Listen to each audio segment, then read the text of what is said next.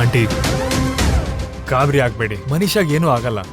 ಏನೂ ಆಗಲ್ಲ ಅಂತಾನೆ ಇಷ್ಟ ದಿನ ಅನ್ಕೊಂಡಿದ್ದೆ. ಮನುಷ್ಯ ನೀನು ಇಬ್ರು ಪ್ರೀತಿಸ್ತಿದ್ದೀರಾ, ಮದ್ವೆ ಕೂಡ ಆಗತ್ತೆ, ಇನ್ನೇನು ಆಗಲ್ಲ ಅಂತ ಅನ್ಕೊಂಡಿದ್ದೆ ನಾನು.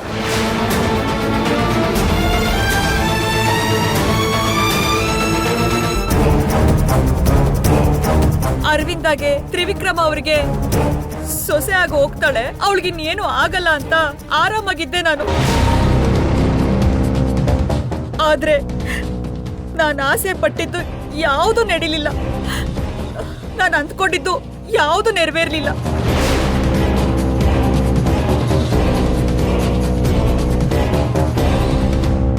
ನನ್ನ ಮಗಳು ಆಸೆ ಪಟ್ಟಿದ್ರ ಹಿಂದೆ ಹೋಗು ಅಂತ ಹೇಳೋ ಅಥವಾ ಬೇಡ ಅಂತ ಹೇಳೋ ನನ್ಗೂ ಒಂದು ಗೊತ್ತಾಗ್ತಿಲ್ಲ. ನಿಜವಾಗ್ಲು ಅವಳ ಜೀವನದ ಮೇಲೆ ಭರವಸೆನೇ ಇಲ್ಲ. ಆದ್ರೂ ಆಸೆಯಿಂದ ಕಾಯ್ತಾ ಇತ್ತು.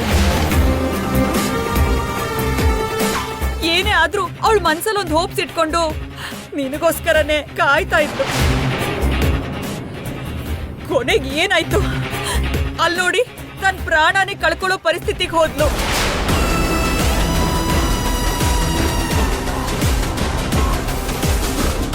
ಅನಂತ, ಪರಿಸ್ಥಿತಿ ಎಲ್ಲ ನಿನ್ಗೂ ಗೊತ್ತಲ್ವಾ?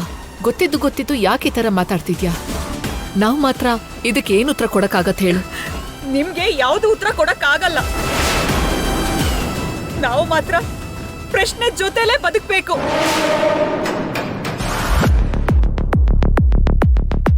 ಆ ಪ್ರಶ್ನೆಗೆ ಉತ್ತರ ಸಿಗುತ್ತೋ ಇಲ್ವೋ ಅಂತ ಎದುರು ನೋಡ್ತಾನೆ ಜೀವನ ಎಲ್ಲ ಕಳಿಬೇಕು, ಅಷ್ಟೇ ಅಲ್ವಾ? ಅನಂತ, ನೀನ್ ಅಂದ್ಕೊಂಡಿರೋದು ಖಂಡಿತ ನಡೆಯುತ್ತೆ. ನಾನ್ ಹೇಳ್ತಿದ್ದೀನಲ್ಲ, ಮನುಷ್ಯ ಪ್ರೀತಿ ನಿಜ, ಅವಳ ಅಭಿಮಾನನೂ ನಿಜ. ಅದಕ್ಕೆ ಇವತ್ತು ನಡೆದಿರೋ ಘಟನೆನೇ ಕಾರಣ. ಇಂಥ ಪ್ರೀತಿ ಬೇಡ ಅಂತ ಮಿತ್ರ ಕೂಡ ಹೇಗೆ ಹೇಳ್ತಾನೆ ಹೇಳು? ಅವಳಂತ ಹುಡುಗಿನ ಖಂಡಿತ ಕಳ್ಕೊಳ್ಳಲ್ಲ.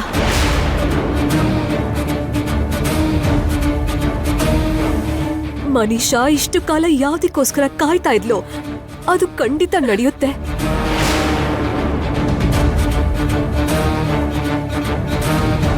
ಯಾವ ವಿಷಯಕ್ಕೂ ಯಾವ ಬದಲಾವಣೆನೂ ಆಗಲ್ಲ.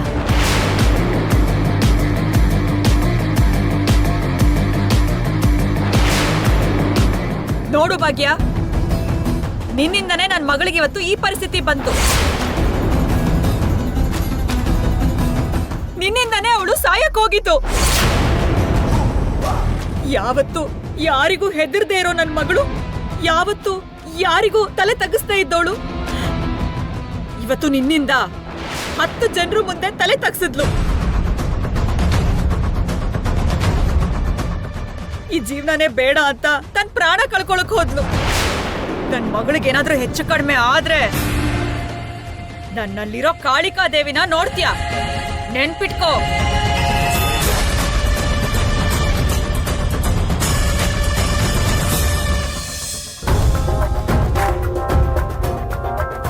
ಡಾಕ್ಟರ್, ನನ್ ಮಗಳು ಪ್ರಜ್ಞೆ ಬಂತ? ಹೇಗಿದ್ದಾಳೋಳೀಗ? ಹೆದರ್ಕೋಬೇಡಿ, ಅವ್ರಿಗೆ ಪ್ರಜ್ಞೆ ಬಂದಿದೆ. Now she is out of danger.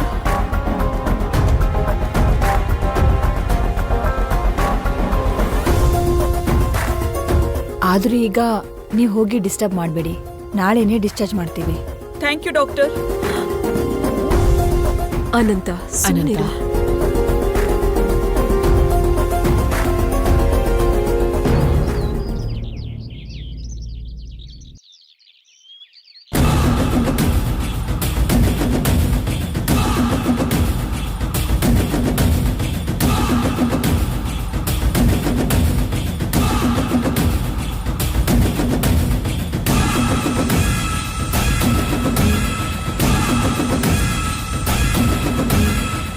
ನೀನ್ ಇಂಥ ಬುದ್ಧಿ ಇಲ್ದೇ ಇರೋ ಕೆಲಸ ಮಾಡ್ತೀಯ ಅಂತ ನಾನು ಯಾವತ್ತೂ ಅನ್ಕೊಂಡಿರ್ಲಿಲ್ಲ. ಜೀವನ ಆದ್ಮೇಲೆ ಏರುಪೇರು ಇದ್ದೇ ಇರತ್ತೆ, ಅದನ್ನೆಲ್ಲ ಎದುರಿಸ್ಕೊಂಡು ಮುಂದಕ್ಕೆ ಹೋಗ್ಬೇಕೆ ಹೊರತು ಈ ತರ ಸಾಯೋ ಯೋಚನೆ ಮಾಡಬಾರ್ದು. ನೀನು ಇಂಥ ನಿರ್ಧಾರ ತಗೋತೀಯ ಅಂತ ನಾನು ಅನ್ಕೊಂಡೇ ಇರ್ಲಿಲ್ಲ ಮನುಷ್ಯ.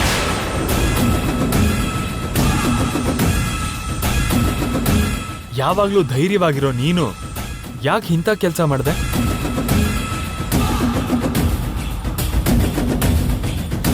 ಪ್ಲೀಸ್ ಇನ್ಯಾವತ್ತೂ ಹೀಗೆಲ್ಲ ಮಾಡಬೇಡ. ನೀವೆಲ್ಲ ಮಾತಾಡೋದ್ ಮುಗ್ದಿದ್ರೆ ನಾವಿಲ್ಲಿಂದ ಹೊರಡ್ತೀವಿ.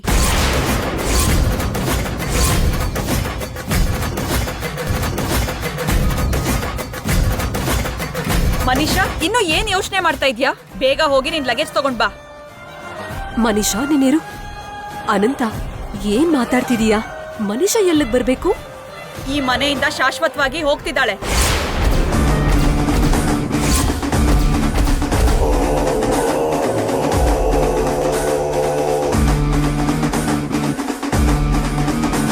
ಇವಾಗಂಥ ಅವಶ್ಯಕತೆ ಏನಿದೆ ಅನಂತ? ಯಾಕೆ ಹೋಗ್ಬೇಕು ಅಂತ ಕೇಳೋ ಮೊದ್ಲು ಇಲ್ಲಿ ಯಾಕಿರ್ಬೇಕು ಅನ್ನೋದನ್ನ ಮೊದ್ಲು ಹೇಳಿ. ಅಲ್ಲ, ನೀನು ಯಾವ್ದ್ರ ಬಗ್ಗೆ ಮಾತಾಡ್ತಾ ಇದ್ಯಾ? ನನ್ನ ಮಗಳು ಇಲ್ಲಿರೋಕೆ ಬೇಕಾಗಿರೋ ಹಕ್ಕಾಗ್ಲಿ ಅಧಿಕಾರ ಆಗ್ಲಿ ಏನೂ ಇಲ್ಲ. ಯಾರಿಗೂ ಬೇಡದೆ ಇರೋ ಒಂದು ವೇಸ್ಟ್ ವಸ್ತು ತರ ಈ ಮನೇಲಿ ಬಿದ್ದಿದ್ದಾಳೆ. ಮೊದ್ಲೆಲ್ಲ ಮಿತ್ರಾಗೆ ಮನೀಷಾಗೆ ಮದ್ವೆ ಮಾಡ್ತೀನಿ ಅಂತಿದ್ರಿ, ಸಂತೋಷ ಪಟ್ಟೆ. ಆಮೇಲೆ ಗಂಡಾಂತರ ಇದೆ, ಬೇರೆ ಹುಡುಗಿ ಜೊತೆ ಮದ್ವೆ ಮಾಡ್ಬೇಕು ಅಂದ್ರಿ. ಆಮೇಲೆ ಅದಕ್ಕೂ ಕೂಡ ನಾವೇನು ಹೇಳ್ದೆ ಒಪ್ಕೊಂಡ್ವಿ. ಆದ್ರೆ ಈಗ ಮಿತ್ರಾಗೆ ಯಾವುದೇ ತರ ಗಂಡಾಂತರ ಇಲ್ಲ ಅಂತಿದ್ದೀರಾ. ಹಾಗಂತ ನನ್ ಮಗಳ ಜೊತೆ ನೀವು ಮದ್ವೆ ಮಾಡ್ತಿಲ್ಲ.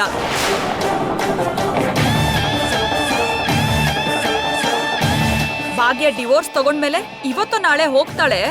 ಆಮೇಲೆ ಮನೀಷಾಗೆ ಈ ಮನೇಲಿ ಸೊಸೆ ಸ್ಥಾನ ಸಿಗುತ್ತೆ ಅಂತ ನಾನು ಅಂದ್ಕೊಂಡಿದ್ದೆ. ಆದ್ರೆ ಅದು ನಡೆಯುತ್ತೋ ಇಲ್ವೋ ಅನ್ನೋ ನಂಬಿಕೆನೇ ನನಗಿಲ್ಲ. ಯಾಕನಂತ ಈ ತರ ಮಾತಾಡ್ತಿದ್ಯಾ? ಇವತ್ತಲ್ಲ ನಾಳೆ ನೀನ್ ಹೇಳ್ತಾ ಇರೋದು ನಡೆದೇ ನಡೆಯತ್ತಲ್ವಾ? ಇಲ್ಲ ಅರವಿಂದ, ಹಾಗಾಗತ್ತೆ ಅಂತ ನನಗೆ ಯಾವ ಪರಿಸ್ಥಿತಿಲೂ ನಂಬಿಕೆ ಬರ್ತಿಲ್ಲ. ಯಾಕಂದ್ರೆ ಭಾಗ್ಯ ಇಲ್ಲಿಗೆ ತಿರ್ಗಾ ಬಂದಿದ್ದು ಮತ್ತೆ ವಾಪಸ್ ಹೋಗೋದಿಕ್ಕಲ್ಲ, ಶಾಶ್ವತವಾಗಿ ಈ ಮನೇಲೇ ಇರೋದಕ್ ಬಂದಿದ್ದು.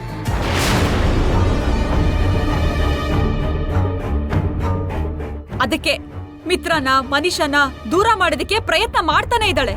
ಪದೇ ಪದೇ ಅವರಿಬ್ರು ಮಧ್ಯ ಹುಳಿ ಇಂಡೋ ಕೆಲ್ಸ ಇವಳು ಮಾಡ್ತಾನೆ ಇದ್ದಾಳೆ. ನಿಮ್ ಸೊಸೆ ಬಿಹೇವಿಯರ್ ನೋಡ್ತಾ ಇದ್ರೆ ಯಾವತ್ತೋ ಒಂದಿನ ಖಂಡಿತವಾಗ್ಲೂ ನನ್ ಮಗಳು ಪ್ರಾಣ ಕಳ್ಕೊಂಡ್ಬಿಡ್ತಾಳೆ ಅನ್ನೋ ಭಯ ನನ್ಗೀಗ ಆಗ್ತಿದೆ.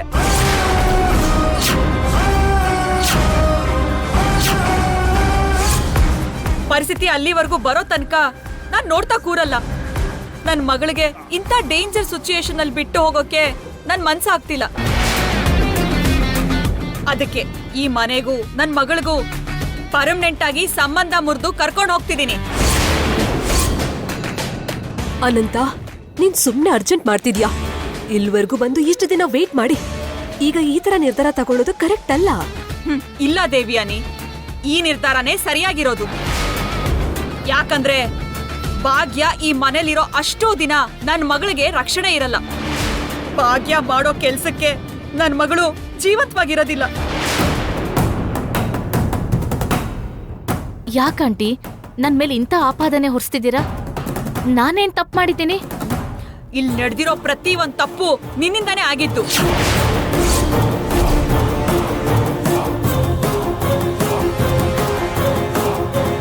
ಮಿತ್ರ ಜೊತೆ ಇರಲ್ಲ ಅಂತ ಡಿವೋರ್ಸ್ ವರ್ಗೂ ಹೋದವಳು ಮತ್ತೆ ಯಾಕೆ ಮನೇಲಿ ಕಾಲಿಟ್ಟಿದ್ದು?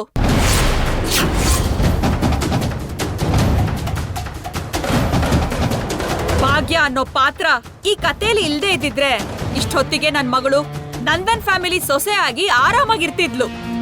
ಈ ಅರಮನೆ ಅಂತ ಮನೆಗೆ ಮಹಾರಾಣಿ ಆಗ್ತಿದ್ಲು. ಕೇವಲ ನಿನ್ನಿಂದ ನನ್ ಮಗಳು ಜೀವನ ಮೀನಿಂಗ್ಲೆಸ್ ಆಗಿದೆ. ನಡೀತಿರೋ ಪ್ರತಿ ಒಂದ್ ಘಟನೆಗೂ ಒಂದ್ ಕಾರಣ ಇದೆ ಆಂಟಿ. ಅದನ್ನ ನಿಮ್ಗೆ ಹೇಳಿದ್ರು ಅರ್ಥ ಆಗಲ್ಲ. ಹೇಳೋ ಅಂತ ಪರಿಸ್ಥಿತಿ ಕೂಡ ಇದಲ್ಲ. ಬೇಡಮ್ಮ ತಾಯಿ, ನೀನ್ ಹೇಳಿದ್ರು ಕೇಳೋಕೆ ನಾನ್ ರೆಡಿಯಾಗಿಲ್ಲ. ಹಾಗೆ ನೀನ್ ಮಾಡೋ ಕುತಂತ್ರಕ್ಕೆ ನನ್ ಮಗಳನ್ನ ಬಲಿ ಕೊಡೋದಿಲ್ಲ. ಇಲ್ ನೋಡಿ ಆಂಟಿ, ನೀವ್ ನನ್ನನ್ ಎಷ್ಟೇ ನಿಂದಿಸಿದ್ರು, ನನ್ ಮೇಲೆ ಎಷ್ಟೇ ಆರೋಪ ಹೊರಿಸಿದ್ರು, ಮನೀಷಾ ಆತ್ಮಹತ್ಯೆ ಪ್ರಯತ್ನ ಮಾಡಿದ್ದಕ್ಕೆ ನಾನ್ ಕಾರಣ ಅಲ್ಲ. ನಿಲ್ಸು ಭಾಗ್ಯ.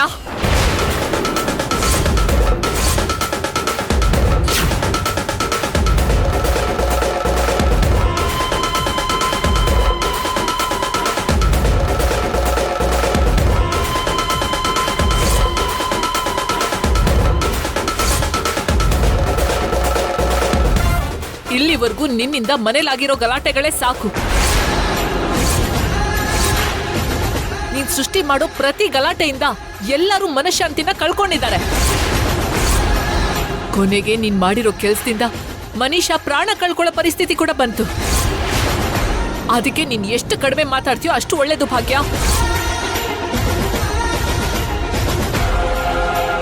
ಅರವಿಂದ, ನಿನ್ ಸೊಸೆ ಮೇಲೆ 4 ಸಲ ಕೂಗಾಡಿದ್ರೆ ಈ ಸಮಸ್ಯೆಗೆ ಪರಿಹಾರ ಸಿಕ್ಬಿಡುತ್ತಾ? ನೀನ್ ಅವಳಿಗೆ ಬೈದ್ ಮಾತ್ರಕ್ಕೆ ಪ್ರಶ್ನಾರ್ಥಕವಾಗಿರೋ ನನ್ನ ಮಗಳ ಜೀವನಕ್ಕೆ ಸರಿಯಾದ ಉತ್ತರ ಸಿಕ್ಬಿಡುತ್ತಾ?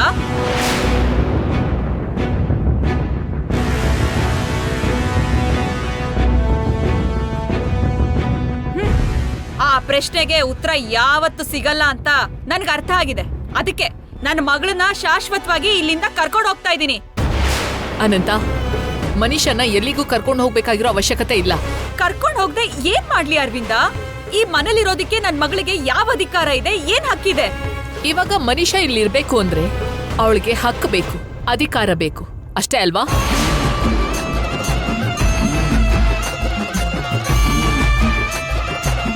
ಅನಂತ, ನಿನ್ ನೋವಲ್ಲಿ ಅರ್ಥ ಇದೆ.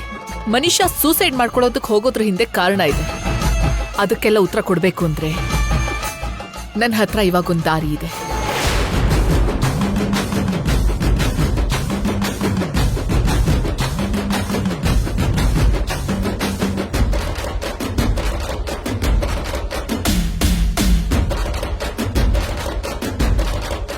ಈ ಸಮಸ್ಯೆನ ತೀರ್ಸೋದಕ್ಕೆ ಮಿತ್ರನ್ಗೂ ಮನೀಷನ್ಗೂ ನಿಶ್ಚಿತಾರ್ಥ ಮಾಡಿಸ್ತೀನಿ.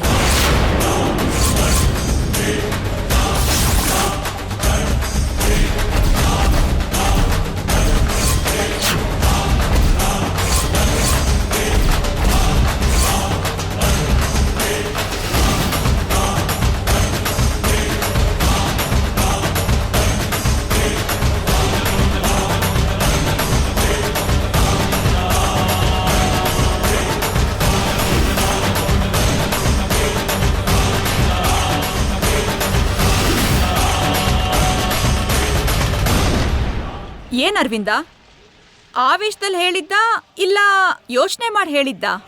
ಏನ್ ಮಾಡಿದ್ರೆ ಎಲ್ಲರಿಗೂ ಒಳ್ಳೇದಾಗತ್ತೋ, ಯಾವ್ದ್ರಿಂದ ಇನ್ಮೇಲೆ ಈ ತರ ಅನರ್ಥಗಳು ನಡೆಯಲ್ವೋ ಅದೆಲ್ಲ ಆಲೋಚನೆ ಮಾಡಿ ನಿರ್ಧಾರಕ್ಕೆ ಬಂದಿತ್ತು.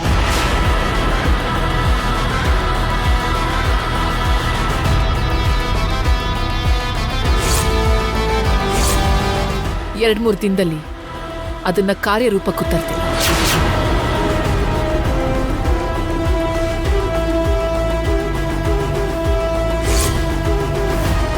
ಅರವಿಂದ ಯಾಕೆ ಈ ರೀತಿ ತೀರ್ಮಾನ ಮಾಡ್ತಾ ಇದ್ದಾಳೆ?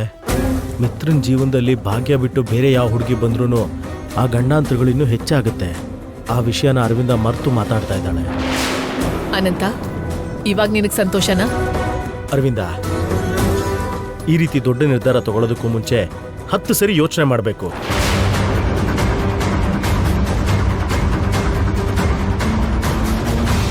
ಒಳ್ಳೇದು ಕೆಟ್ಟದ್ದು ಎಲ್ಲ ಆಲೋಚನೆ ಮಾಡಿ ಸರಿಯಾದ ನಿರ್ಧಾರ ತಗೋಬೇಕು ಅರವಿಂದ. ಇನ್ನೂ ಆಲೋಚನೆ ಮಾಡೋದಕ್ಕೆ ಏನೂ ಇಲ್ಲ ರೀ. ನಿರ್ಧಾರ ತಗೊಳ್ಳೋದು ಮಾತ್ರ ಬಾಕಿ ಇದೆ. ಒಳ್ಳೇದು ಕೆಟ್ಟದ್ದು ಎಲ್ಲ ಆಲೋಚನೆ ಮಾಡಿ ಸರಿಯಾದ ನಿರ್ಧಾರ ತಗೋಬೇಕು ಅರವಿಂದ. ಇನ್ನೂ ಆಲೋಚನೆ ಮಾಡೋದಕ್ಕೆ ಏನೂ ಇಲ್ಲ ರೀ. ನಿರ್ಧಾರ ತಗೊಳ್ಳೋದು ಮಾತ್ರ ಬಾಕಿ ಇದೆ.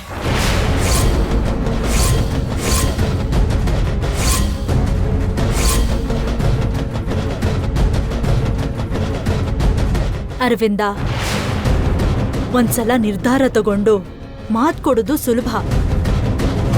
ಆದ್ರೆ ಆ ಮಾತಿಗೇನಾದ್ರೂ ತಪ್ಪಿದ್ರೆ ಮರ್ಯಾದೆ ಹೋಗೋದು ನಮ್ದೆ. ಅದಕ್ಕೆ ಮಾತ್ ಕೊಡೋ ಮೊದ್ಲು ನಾವು ಯೋಚನೆ ಮಾಡೋದು ಮುಖ್ಯ. ಅವಶ್ಯಕತೆ ಇಲ್ಲ ಅತ್ತೆ. ಇವಾಗಲೇ ತುಂಬಾ ಆಲಸ್ಯ ಮಾಡಿದ್ದೀನಿ. ಇವಾಗ ನಾನು ಎಲ್ಲ ಯೋಚನೆ ಮಾಡಿನೇ ನಿರ್ಧಾರ ಮಾಡಿರೋದು. ಆದಷ್ಟು ಬೇಗ ನಾನು ಮಿತ್ರನ್ಗೂ ಮನೀಷನ್ಗೂ ನಿಶ್ಚಿತಾರ್ಥ ಮಾಡಿಸ್ತಾ ಇದ್ದೀನಿ.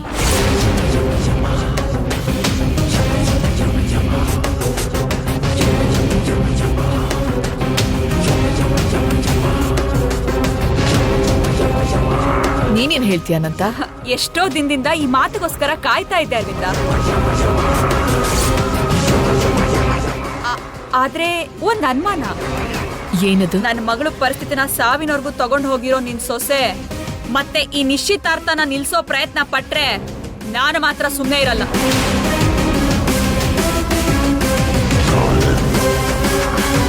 ನಿನ್ಗೆ ಆ ವಿಷಯದ ಬಗ್ಗೆ ಅನುಮಾನ ಬೇಡ ಅನಂತ. ಅಕ್ಕ ಒಂದ್ಸಲ ತೀರ್ಮಾನ ತಗೊಂಡ್ಮೇಲೆ ಅದ್ ಯಾವ್ದೇ ಕಾರಣಕ್ಕೂ ನಡೆದೇ ನಡೆಯುತ್ತೆ.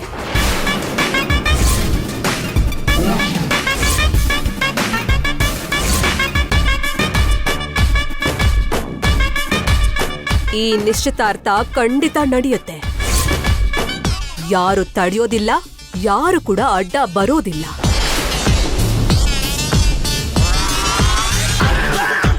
ಇನ್ನೊಂದು ವಿಷಯ, ಈ ನಿಶ್ಚಿತಾರ್ಥ ನಮ್ ಕುಟುಂಬದ ಮಧ್ಯ ಮಾತ್ರ ನಡೆಯುತ್ತೆ.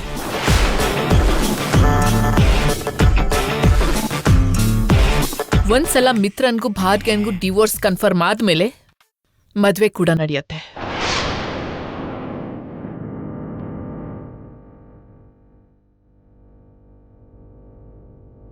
ನನ್ ಮಾತನ್ನ ಎದುರು ಹಾಕೊಳ್ಳೋದಕ್ಕಾಗ್ಲಿ, ನಾನು ಹಾಕಿರೋ ಗೆರೆನ ದಾಟೋದಕ್ಕಾಗ್ಲಿ ಯಾರಾದ್ರೂ ಪ್ರಯತ್ನ ಮಾಡಿದ್ರೆ ಪರಿಣಾಮ ಬೇರೆನೇ ಆಗತ್ತೆ, ನೆನ್ಪಿರಿ.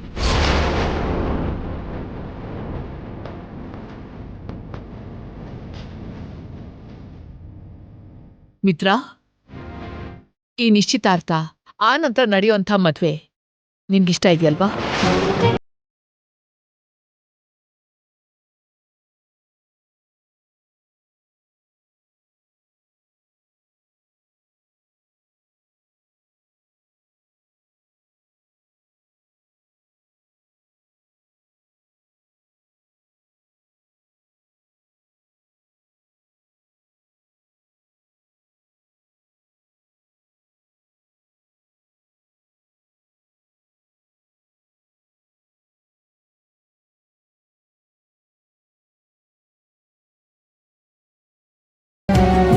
ಮಾಮ್, ನೀವ್ ಏನೇ ಮಾಡಿದ್ರು ಅದನ್ನ ಯೋಚನೆ ಮಾಡೇ ಮಾಡಿರ್ತೀರಾ ಅನ್ನೋ ನಂಬಿಕೆ ನನಗಿದೆ.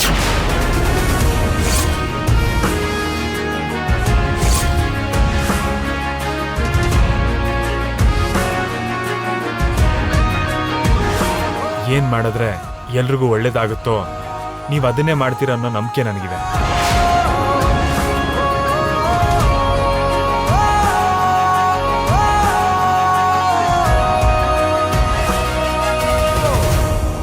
ಯಾವತ್ತೂ ನಿಮ್ಮ ಮಾತಿಗಿಲ್ಲ ಅಂದಿಲ್ಲ.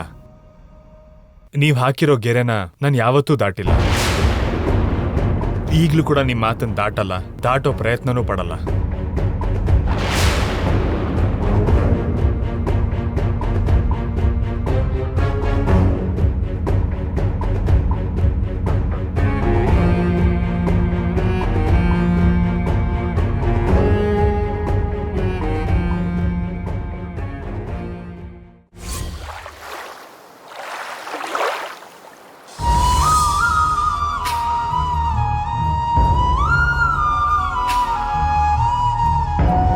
ಮಿತ್ರನ್ಗೂ ಮನೀಷನ್ಗೂ ನಿಶ್ಚಿತಾರ್ಥ ಮಾಡಿಸ್ತಾ ಇದ್ದೀನಿ. ಒಂದ್ಸಲ ಮಿತ್ರನ್ಗೂ ಭಾರ್ಗನ್ಗೂ ಡಿವೋರ್ಸ್ ಕನ್ಫರ್ಮ್ ಆದ್ಮೇಲೆ ಮದ್ವೆ ಕೂಡ ನಡೆಯುತ್ತೆ. ನನ್ ಮಾತನ್ನ ಎದುರು ಹಾಕೊಳ್ಳೋದಕ್ಕಾಗ್ಲಿ, ನಾನು ಹಾಕಿರೋ ಗೆರೆನ ದಾಟೋದಕ್ಕಾಗ್ಲಿ ಯಾರಾದ್ರೂ ಪ್ರಯತ್ನ ಮಾಡಿದ್ರೆ ಪರಿಣಾಮ ಬೇರೆನೇ ಆಗತ್ತೆ, ನೆನ್ಪಿ. ಮಿತ್ರ ಅವ್ರ ಜೀವನಕ್ಕೆ ಮನೀಷಾ ಏನಾದ್ರೂ ಬಂದ್ರೆ ಮಿತ್ರ ಅವ್ರಿಗೆ ಇನ್ನಷ್ಟು ಗಂಡಾಂತರಗಳು ಬರೋ ಸಾಧ್ಯತೆ ಇದೆ. ಮಿತ್ರ ಅವ್ರ ಜೀವನ ಇನ್ನಷ್ಟು ಅಪಾಯದಲ್ಲಿ ಸಿಕ್ಕಾಕೊಳ್ಳುತ್ತೆ. ಹೀಗೇನ್ ಮಾಡೋದು? ಅವ್ರ ನಿಶ್ಚಿತಾರ್ಥನ ತಡೆಯೋ ಅವಕಾಶ ಕೂಡ ನನ್ ಕೈಲಿಲ್ಲ. ಭಗವಂತ, ನನ್ಗೆ ಯಾವ್ದಾದ್ರೂ ಒಂದ್ ದಾರಿ ತೋರ್ಸಪ್ಪ.